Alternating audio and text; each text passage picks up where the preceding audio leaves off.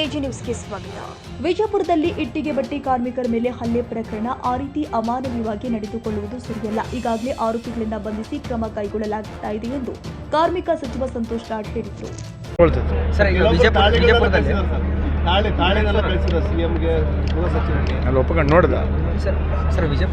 ವಿಜಯಪುರದಲ್ಲಿ ಆದಂಥ ಒಂದು ಕಾರ್ಮಿಕರ ಮೇಲೆ ಘಟನೆ ಆಯ್ತಲ್ಲ ಸರ್, ಅದು ಎಲ್ಲಿ ಬಂದು ಸರ್? ತನಿಖೆ ಆಗಿದೆ, ಅರೆಸ್ಟ್ ಆಗಿದ್ದಾರೆ, ಕೇಸ್ ಆಗಿದೆ.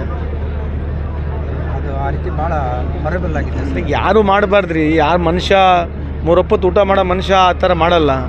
ಇನ್ಹ್ಯೂಮನ್ ಅಂತ ಹೇಳ್ತಾರೆ ಅದಕ್ಕೆ. ಇದು ಮನಸ್ಥಿತಿ ಅರ್ಥ ಆಗುತ್ತೆ. ಇದು ಕಾನೂನು ಅದೆಲ್ಲ ಎರಡನೇ ವಿಚಾರ. ಬಟ್ ಮನಸ್ಥಿತಿ ಹೆಂಗಿದೆ ನೋಡ್ರಿ ಮನುಷ್ಯಂದು.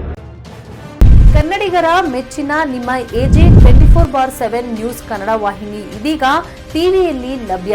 ಒಂದು ವೇಳೆ ನೋಟಿಸ್ ಕೊಟ್ಟಿದ್ರೆ ವಾಪಸ್ ತಗೋತೀವಿ. ಇವತ್ತು ವಕ್ಫ್ ಪ್ರಾಪರ್ಟಿ ಅಂತೇಳಿ ಬರ್ತದೆ ಅಂತ ಹೇಳಿದ್ರೆ ರೈತರು ಬೀದಿಗೆ ಬಂದ್ರೆ ಏನ್ ಮಾಡ್ಬೇಕಾಗತ್ತೆ? ಯಾರು ವೋಟ್ ಹಾಕಿಲ್ಲ ಅಂದ್ರೆ ಗ್ಯಾರಂಟಿನೆಲ್ಲ ಸ್ಟಾಪ್ ಮಾಡ್ಬಿಡ್ತೀವಿ.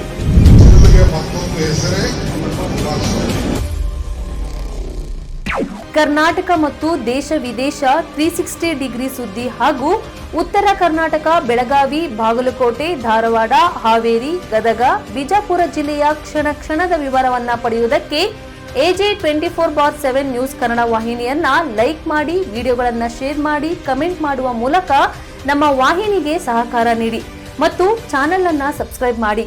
ಧನ್ಯವಾದಗಳು.